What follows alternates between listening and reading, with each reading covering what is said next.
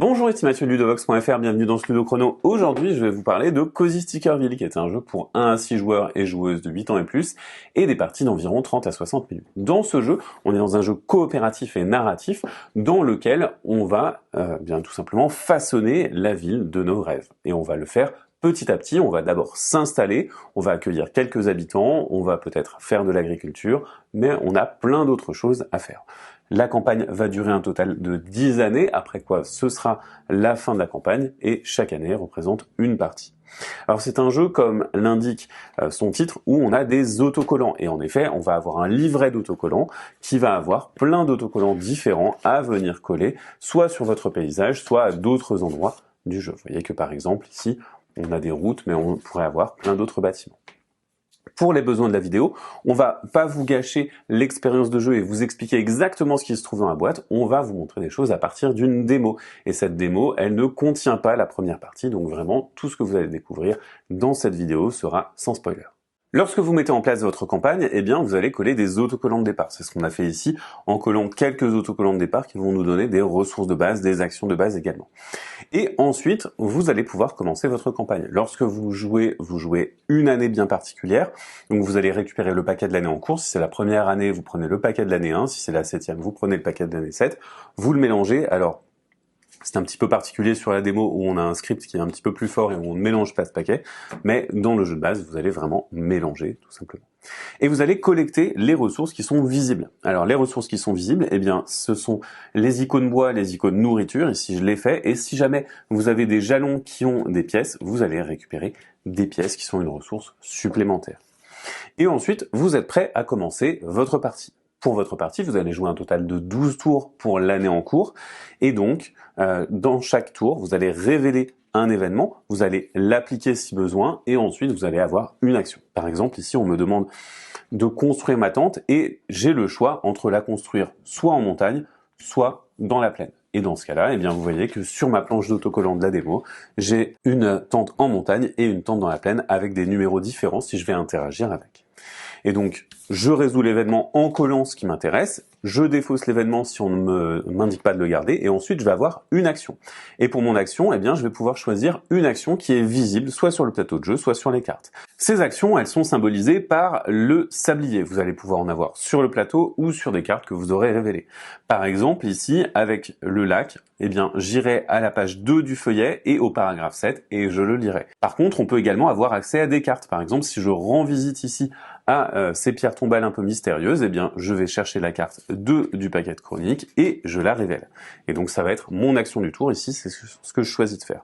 Je découvre des sépultures et je vais avoir un petit texte narratif qui va m'indiquer des choses, une illustration, des instructions également. Par exemple, ici, on viendrait recouvrir ça.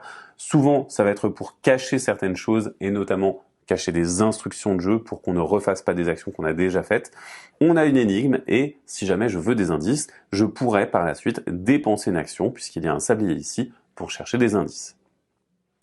Une fois que j'ai fait ça, eh bien j'ai réalisé mon action du tour, je vais pouvoir passer au tour suivant. Pour le tour suivant, je vais révéler un événement. Et ici, c'est un événement qui me donne accès à deux actions. Vous voyez qu'on a le petit sablier ici, soit construire une cabane en rondin, soit construire un abri en bois. Et par exemple, si je souhaite construire la cabane en rondin, vous voyez qu'il m'en coûtera 4 bois, ici je n'en ai que 3, mais si jamais je décidais de la faire, eh bien il faudrait une action, je dépense le bois nécessaire, je prends ici ma cabane en rondin qui correspond bien à l'autocollant H, vous voyez que l'autocollant H est pointé ici, et je vais venir coller cet autocollant sur le plateau. Alors on a des règles pour le placement des autocollants, vous voyez que sur le plateau, on a des cases qui vont être très importantes, il faut les respecter. Lorsque vous jouez également au jeu complet, eh bien il ne faut pas coller sur les plis parce que bien entendu vous allez replier le plateau entre les parties, et au début de la campagne vous allez choisir un côté de la rivière sur lequel construire, on ne peut pas construire de l'autre côté. Et ce qu'il faut respecter aussi, c'est le terrain.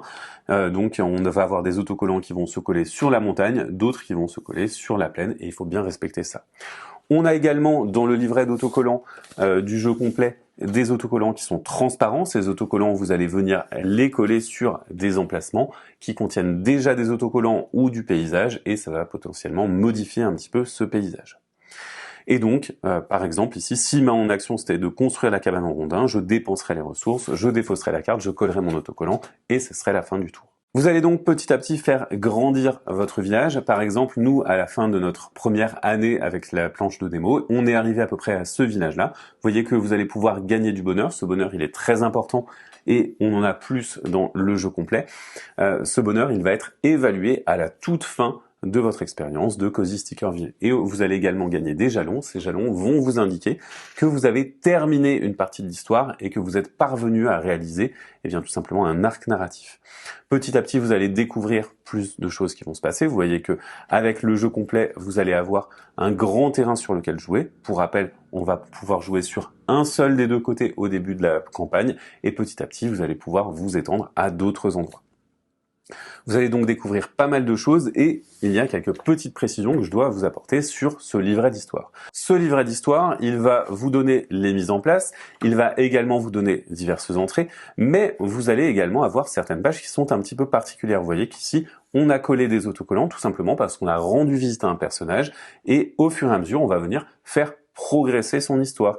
Et on va avoir divers autocollants qu'on va pouvoir coller. Si on colle des cœurs, ça veut dire que généralement c'est une résolution plus pacifique. Les autocollants progression plutôt neutres et des autocollants colère, dans ce cas-là, eh bien c'est plutôt une résolution qui est infortunée. Vous avez la possibilité, avec une boîte de Cozy Stickerville, de faire 2 campagnes. En effet, le recto et le verso du plateau sont exploitables, et d'ailleurs, je ne vous montrerai pas le verso qui contient notre campagne. Notez que le jeu est livré avec une boîte de sauvegarde. Entre vos parties, vous allez pouvoir stocker vos composants, les ressources que vous avez et les cartes qui sont encore actives dans cette boîte, et vous allez coller un autocollant de progression pour indiquer le numéro de l'année en cours.